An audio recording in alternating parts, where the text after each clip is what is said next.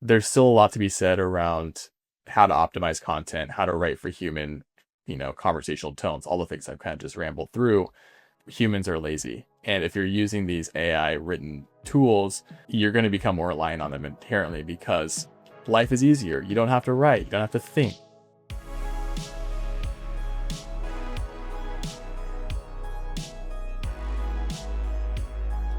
Hello, everyone, and welcome to another episode of the Growth Hub podcast, the podcast for all things B2B marketing, made by marketers for marketers. I'm your host, Clément René, and today we'll discuss SEO. Now, as a trained content marketer myself, following up with SEO best practices is kind of part of me, but if I'm being honest, the rhythm at which algorithms evolve is outpacing my capacity to keep up with them. Especially considering that SEO isn't just rhyming with Google search nowadays. Today, SEO also means taking voice or AI search into account. And that's a lot. And so, to cover this topic, I thought it would be interesting to get a real expert on the show. And that's Steven Schneider. Steven is co-founder and CEO of TrioSEO, an agency that helps B2B brands design and implement ROI-focused SEO strategies. Now, before co-founding TrioSEO, Steven co-owned a portfolio of 40 blogs, managed hundreds of articles monthly, and scaled to 7 figures, only relying on SEO. That means without using advertising, without using social media, or any other channel for that matter. And so in this episode, we cover everything SEO, including guest posting, SEO writing assistance, the ideal frequency for publishing blog content, the ideal word count for a blog post, the value of backlinks, and whether or not you should worry about low quality ones, engineering as marketing or tool-based marketing, and how it can actually support your SEO performance, the role of video content in SEO, and of course, there's the elephant in the room: AI. And Steven shares a couple of actionable examples on how to utilize it in a way that will actually help you nail your SEO game. And so here we go for episode 112 of the Growth Hub podcast with Steven Schneider, co-founder and CEO at TrioSEO. Right. Hey Steven, welcome to the show. Hey, thanks for having me. So I said a few words about you and TrioSEO in the introduction of the episode, but can you maybe tell us a bit more about yourself? Yeah, I am a longtime entrepreneur. I got my feet wet for the first time in college, learning SEO and building micro affiliate websites back in kind of the Amazon affiliate Wild West, kind of era of that fun. And flash forward, I now am CEO and co-founder of TrioSEO, and I've teamed up with a couple of great entrepreneurs to offer our own strategies that we used for almost a decade to grow our own businesses, but now we implement them for clients. So it's a lot of fun to be able to tinker with people's websites and strategies and almost treat every single website like it's one of our own. Well, I'm by definition right now, my boring title is head of marketing, but I'm a content marketer at heart. And so obviously big topic I wanted to take you on today is SEO.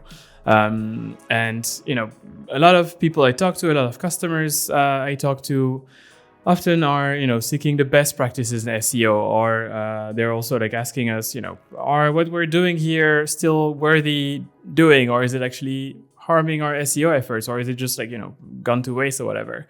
So I'm very curious to hear your thoughts on this. Like, what is a best practice, or what is something that was a best practice 5 years ago that is something that could now hurt your overall SEO performance if you still do it? I think the biggest thing is just the fact that 5 years ago or longer, you didn't really need a lot of authority to rank. So for example, when I was building those niche sites, we had like 40 in our portfolio. We scaled that to well over $100,000 a month in revenue, and we did all that with no backlinks and no backlink strategy attached to any of it. It was just pure content, just publish and wait for it to rank. And that's certainly not the case nowadays. I wish it was, but there's really a huge shift toward ensuring that your site is credible and authoritative and very trustworthy. And at the end of the day, you're essentially building a brand and not a website. And you have to kind of remember that. And that's what Google is recognizing. And that's how Google is starting to rank websites. All right. Well, that's a very good point. Actually, I wanted to ask you then, what makes a good backlink?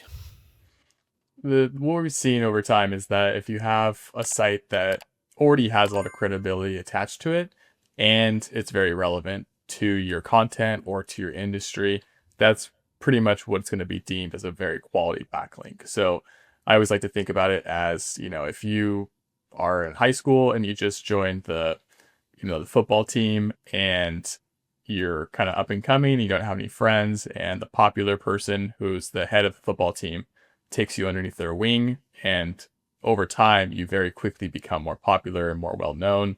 It's kind of the same thing with SEO. As other websites in your space start talking about you and start linking to you, Google takes that as a vote of confidence from their credibility and transfers that over to yours. And so if you can acquire a lot of these relationships, then your website becomes very authoritative in the space, which helps your rankings long term, and obviously your revenue falls in place. And then still on the authority side of things, something I've been doing myself when looking at specific backlinks that a domain would be receiving or would have in its pocket in a sense. I've been disavowing, the low quality ones. Is this something that really has an impact down the road when it comes to, the overall SEO performance, or is it like a bit of a gadget type of thing? Yeah, it's definitely a waste of your time, to be totally frank. Okay. Google has actually announced that they're in the process of taking away the disavowing tool, and probably long before you went to go and disavow it, Google already just devalued the link. So Google nowadays is pretty smart in understanding whether a link is quality or not, whether it was purchased or not, whether it's a legitimate, relationship or not. And over time, it has just been able to kind of create a, checklist of sorts that will help you just, save the legwork of trying to shoo away these spammy or unvaluable links. Websites will attract links regardless of whether you're trying to build them or not. And Google understands that and understands that sometimes they're spammy and malicious. So they're just going to kind of do the heavy lifting for you and, disavow or devalue them from the start.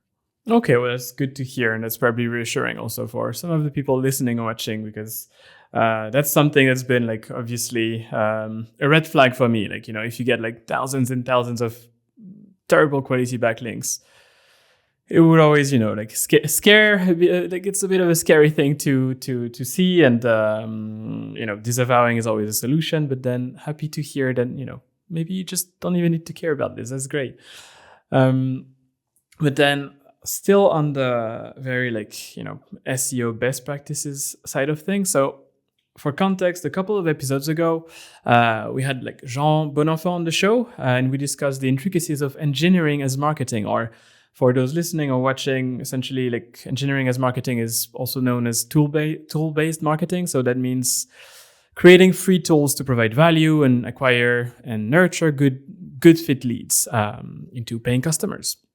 Now, I know you have a few thoughts and maybe a few best practices to share when it comes to engineering as marketing. So what are they? Yeah, I love this topic. I actually just published a LinkedIn carousel on that this morning about how calculators are probably the most undervalued asset when it comes into an SEO strategy.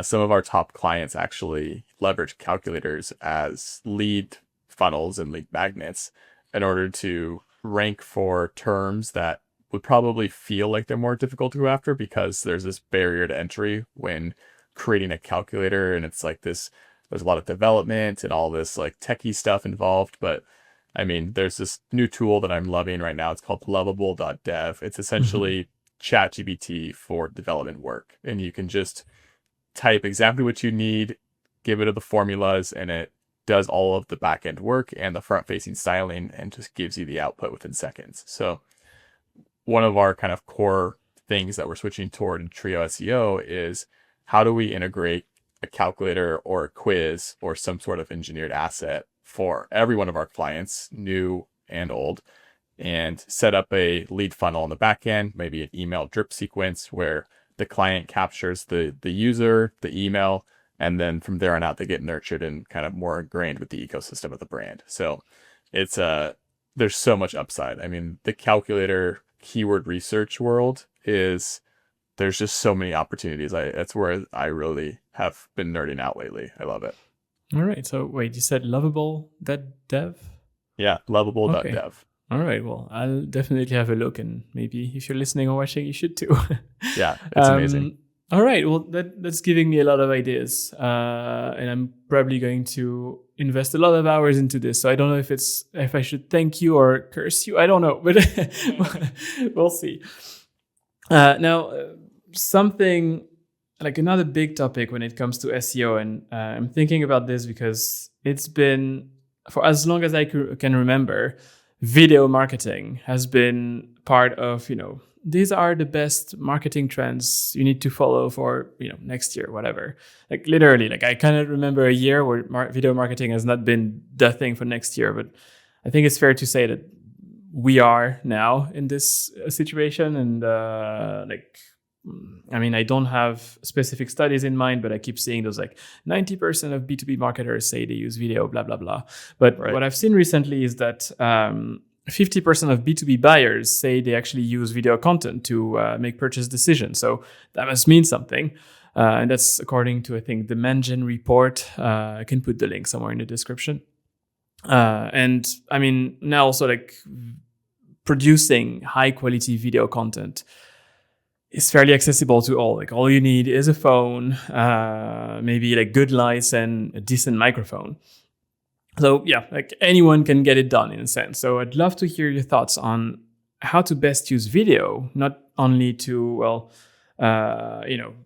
use in the, let's say like later stages in the funnel to, convince potential buyers that, this is the right solution for them. So how to use video to actually support your SEO efforts. So really up there in the funnel. Yeah, I think it really is important to think about assigning a topic or a keyword to a piece of content. And content in this definition is somewhat arbitrary, whether it's going to be a blog or a service landing page or even a video for that extent. But at the end of the day, if you do have written content in a blog, it would be very, very favorable to have a video that complements that content. And maybe it talks about the same steps or processes or the information within that guide.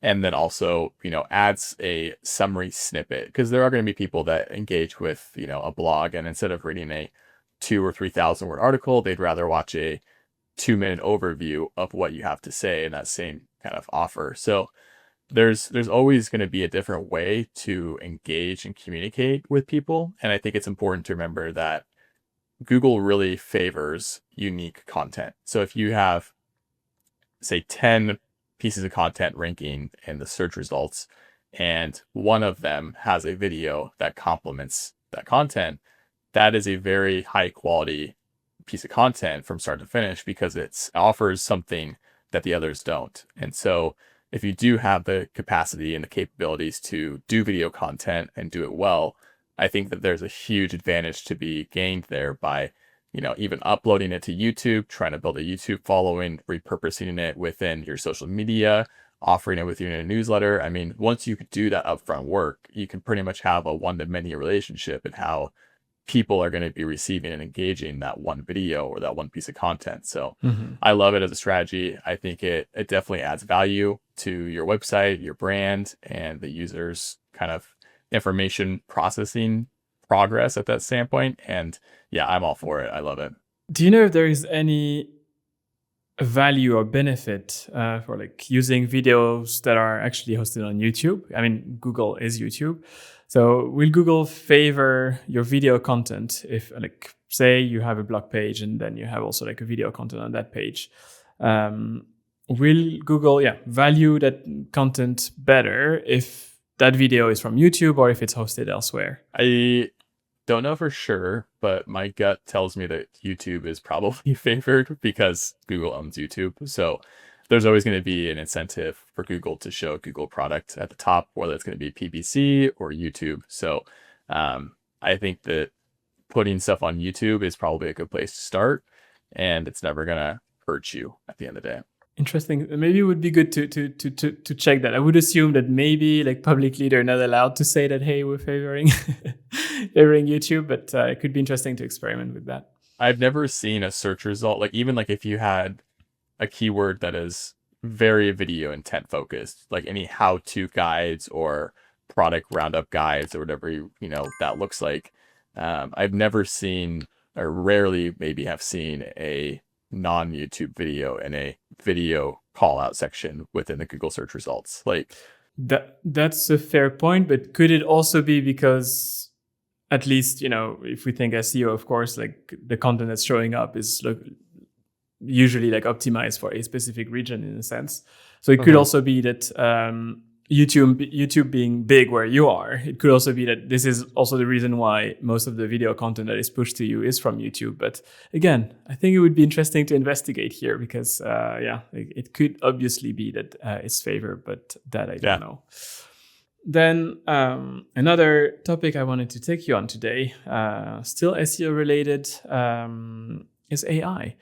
And the reason for this is that, of course, it's getting very difficult to talk about marketing nowadays without talking about AI. So my take is that AI is both let's say, a blessing and a curse for content creation, because, I mean, for being honest, it's a fantastic tool. It's or I would see it as a fantastic assistant for content production, because you can ask it anything and it will do it. Then quality obviously is debatable, and speaking of, I would say that most of the time the result will be, I would say, like dull in most cases. And the reason for this is that, at least my explanation for this, is that it feeds from existing content. Like, it doesn't have any like hot takes or anything, like nothing new. Like Udi Ledogor from Gong was saying in the previous episode that, like, if you expect AI to create something new for you, well, I guess you're definitely going to be disappointed here. So my question to you, as an interested content creator, is like, can you share concrete examples and successes for using AI to actually support your content creation and uplift your SEO performance? Yeah, I think that if you're thinking about SEO seriously from like an ongoing blog strategy, for example, it's really important to have a brand brief or a set of rules and guidelines when it comes to understanding your tone, your messaging, how CTAs are used, best practices to include, things to avoid maybe. And so each of our clients at TrioSEO gets a custom brand brief that's anywhere from 5 to 10 plus pages, specific to everything I just mentioned. And that's straight from their team. We also include our own notes. And so when we work with a client, if they give us a 20-page document from their internal team, chances are their own team hasn't really read through all 20 pages. So it's very efficient if we can upload that into some AI processor that allows us to have a congested or optimized TLDR summary of that, which we can then use moving forward. So those are some of the ways that we're using AI in order to streamline our processes. I think that that's a very easy way to do that. Other things I'm looking at are like data analysis. So if I'm, doing a massive keyword research strategy and there's a bunch of keywords in my sheet that I've already collected from Ahrefs, how am I clustering these, or, trying to incorporate advanced formulas to get to the end destination that I can kind of envision that the spreadsheet might be able to offer, but I don't know how to write a long Google Sheet formula that has 50 apostrophes and commas and stuff like that. So I'll just take a screenshot and say, hey, here's what I'm thinking. How would you implement something like that? So I think the main kind of gist here is that AI is much more powerful than we think. And it really just comes down to asking AI, can you do this? And if not, how can we get there? So it's a very powerful way to get to where you want to go, but you have to ask it and be able to work with it. It's not going to be a perfect solution from the start. I'm definitely going to take some of the examples you just mentioned. And I've not necessarily used, for instance, AI to, create those keyword clusters. That's a very specific example that I can definitely use in my everyday work. And I will steal that from you. Thank you. Of course. Now, still on AI, something I see a lot is people wondering how to rank on AI search results. And usually my answer to this is, make sure your content meets your target audience's interests and their needs. And my question to you then is, first, does that make sense? And second one is there more to it? Yeah, first off, that definitely makes sense. I think that being very direct in how you're answering things, and kind of almost thinking about it from like a how do you rank and people also ask, when that was really popular a couple years ago. The question at hand and the answer should blend together. So, if the question is how do I rank in ChatGPT, you should almost start it with to rank in ChatGPT, do this, Mm-hmm. etc. So trying to answer the question with the keyword involved is definitely helpful, but not a must. The other things I would think about is just the authority of your website. So for example, if you started your website yesterday and say you published 5 articles, those articles and the content within it isn't going to rank in ChatGPT because it's brand new, has no credibility, you have no domain authority attached to it. Google doesn't understand it and index it yet. So why would ChatGPT take that with any credible reference? So ChatGPT, I would say, probably has an incentive to show quality results. If you Mm-hmm.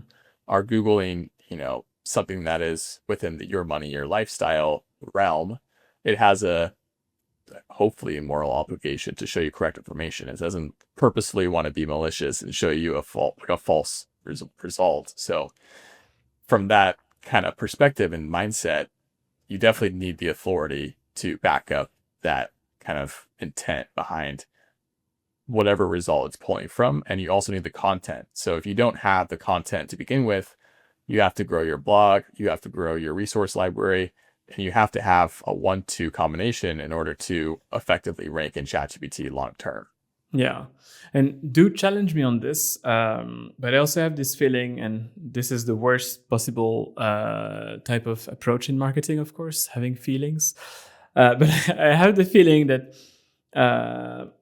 now more than ever, also when it comes to like keyword optimization, it's like long tail keywords are becoming even more relevant because of the extra context you need to provide, but also considering AI and how people use tools like ChatGPT, for instance, because they think they talk to a person in a sense, like they talk to something that has some sort of a personality.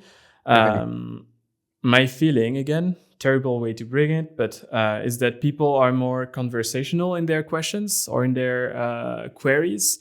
When you go on Google, well, this is Google. Google has not really changed so much, or the way we use it or it has changed, but not that much in the past decades even. And people might actually keep their queries to maybe like shorter specific keywords when it will be very conversational with ChatGPT.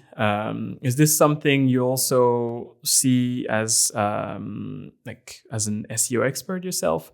Like, should people really be focusing on those long tail keywords, even like longer long tail keywords? I think that there's always going to be an opportunity if you start thinking about long tail keywords. And I think a good SEO strategy inherently will have long tail keywords included within it. So it's not a black and white answer whether should we use long tail keywords or should we not. I think if you just use them long term, you'll see benefits from that. But I totally agree with what you're saying around how people who are using AI, especially from a voice search point of view, are definitely having conversational tones attached to that.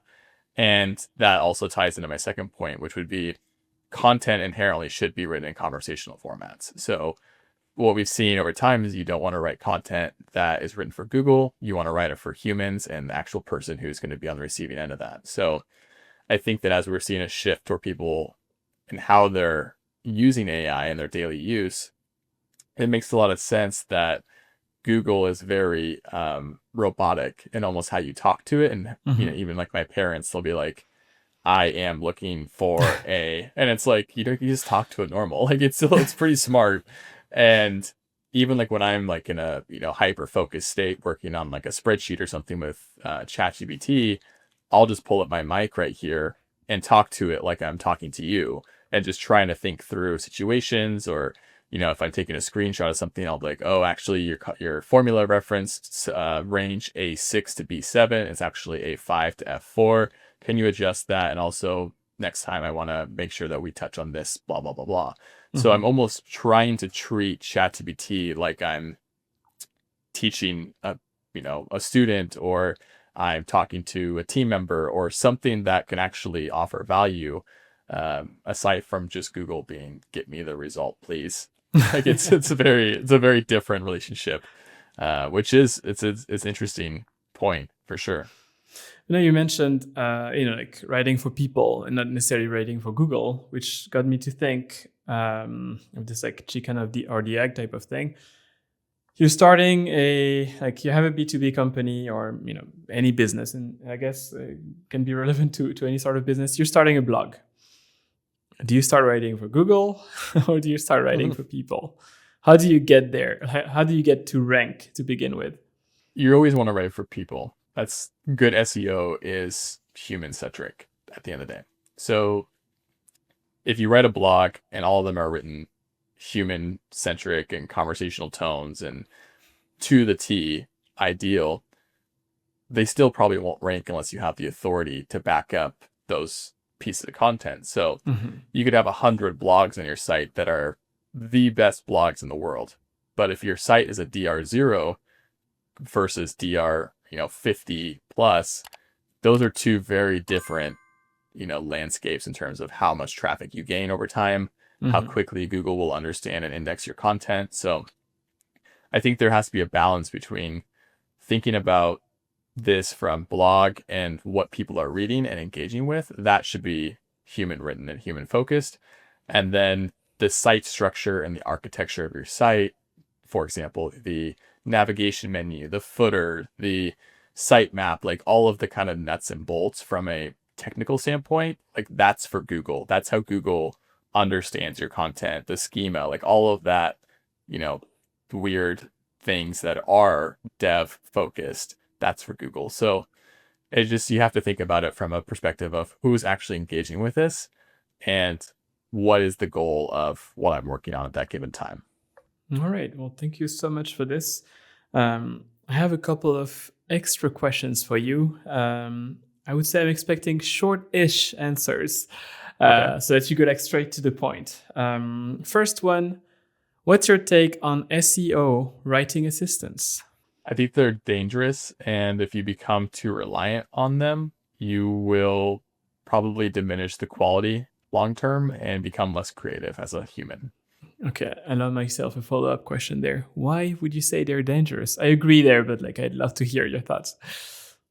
I think the AI content is still a little too early in the game to take it at face value and publish it and then question why your content didn't rank. And so there's still a lot to be said around how to optimize content, how to write for human, conversational tones, all the things I've kind of just rambled through. And so over time, humans are lazy. And if you're using these AI written tools, you're going to become more reliant on them inherently because life is easier. You don't have to write, you don't have to think. And so, I'm guilty of it too when I'm using ChatGPT. And so I think that if you work that into your tech stack, you're going to slowly become more useful with it and how you use it. And it's a slippery slope at the end of the day. Yeah, I definitely agree there with the humans taking our brains are taking the easy way out. That's just how we're all wired in a sense. I mean, a couple of months ago, I was definitely deep and relying on AI too much for content creation. And then I had to stop. I didn't completely rule AI out of my, workflows, but I had to really rethink how I use it because I was just unable to think for myself. And that really became a problem. So yeah, definitely agree there. All right. So what would you say is the hardest part about SEO? The delayed gratification that comes with it. And I think that anybody who actually understands the value of SEO and has experienced it firsthand, it is so rewarding and everyone agrees that it's well worth the wait. But that game of waiting and just going through the months of pain, thinking, why am I doing this? Is it actually worth it? What's on the other side of it? It's a very hard place to be in, especially when you're a business trying to, make returns and create revenue and see ROI. And it's very hard to tie those to SEO in the short run. It's a very long-term payoff. So I think patience pays in SEO, and it's important to remember that. This one is going maybe to make you laugh or smile, but what's the Okay. ideal frequency for publishing blog content? You probably As hear that a lot. often, yeah, as often as you can without it diminishing the quality. So if you can do an article a day and you feel like it actually is high quality and edited well and written well, go for it. If it's one a week or one a month, go for it. I think that every company is different, every content strategy is different. Some articles might be very easy to write, some might be very difficult to write. And so I think that all things considered, you have to see what makes sense, resources allocated, and is that actually the best use of your time? So if you're a CMO or a founder, should you actually be writing blog content? Probably not. Like, I think that it's really comes down to what is the highest leverage thing that you can be doing at that point. And if it's blog content, great. If not, let someone like us help you. Another question you probably hear a lot, is there an ideal word count for a blog post? Classic SEO answer. It depends, I guess. So I would say it really just depends on what the search intent is asking. You know, if it's a super complex topic, it probably is, you know, in the 2,000 word count range, because you must have these sections to compete. And take a look at any of the top ranking articles, you probably see the same thing. However, other niches that are less competitive or a little bit more straight to the point, you can probably get away with 750 words to 1,000, 1,500 max. So there's no black and white answer for what you should aim for or what you shouldn't aim for. I would say less is always more. That's probably our golden rule that I try and stick to. Don't think that everyone's ranking for 1,000, and if I have 4,000, I'm gonna get straight to first page. It's probably the opposite. So same thing is, you know, going back to the human-centric mindset. Like, do you think they really want to read a 4,000 word article if you can get the point across in 1,000 words? Probably not. So I'd say trust your gut there. Good. And if you had to narrow it down to one, that's probably the difficult part, what's your best recommendation for anyone trying to up their SEO game? I think that there's so many great creators just absolutely dominating LinkedIn right now with high quality content, case studies, tips and tricks, like AI, you know, tools that they're using. And everyone's kind of using LinkedIn as their open source diary in a way to track what they're learning, what they've worked on. And anybody who's up and coming can just be a sponge and follow, you know, a handful of great creators who publish content daily and just start eating up all of this, you know, certain type of content. And it's also great because you can follow specific people who are experts in their field and get really niche information daily or weekly. So I think that, you know, it's a great place to be. And if you're trying to go down that journey, think about LinkedIn. Another one actually that just came to my mind. What's your take on guest posting? Like, should B2B companies, like, I mean, I'm asking because I'm receiving so many emails from like, hey, do you accept guest posters? Yeah. At the moment, for instance, we don't, and we have reasons for that. But like, what's your take on this from an SEO perspective? I'm sure all of the backlink people are gonna freak out when I say this, but I think it's dead. I think it's a trash strategy at the end of the day. I think that there are so many better ways to get links, and it just doesn't make sense from the like time trade-off perspective anymore. Yeah, I'll keep it at that. But I think that there are better things you could be doing with your time. All right, I'm just going to set like some auto reply on my email so that I direct those people to you, and then they hear that message. Yeah, I'll just send them back to you, and we'll just get them in a loop. Oh boy. But yeah, I think that was it for me. But I have one last question for you before you get to continue with your day. What's a piece of advice you received that made you a better professional? Just try and wake up every day excited to work. I think that it's so easy to get caught in the grind culture and the rat race or whatever you want to call it. But if you can just wake up truly happy to do what you're doing, you've already won. And I learned that early on, and it's been a good reminder every day. That's fantastic advice. And on those beautiful words, I guess that's it. We're done for today. Steven, thank you so much for joining. This was, at least for me, quite inspiring. Got a few ideas to probably go and work on right now as we end this chat. Thank you so much. Thank you. And this concludes today's episode. I hope you learned a thing or two, and if you did, don't forget to hit the subscribe button. This podcast is brought to you by marketing agency Advanced B2B. So if you're looking for a partner to assist you with strategic marketing and anything HubSpot, visit advancedb2b.com. And if you're still around to hear this, thank you for listening and take care.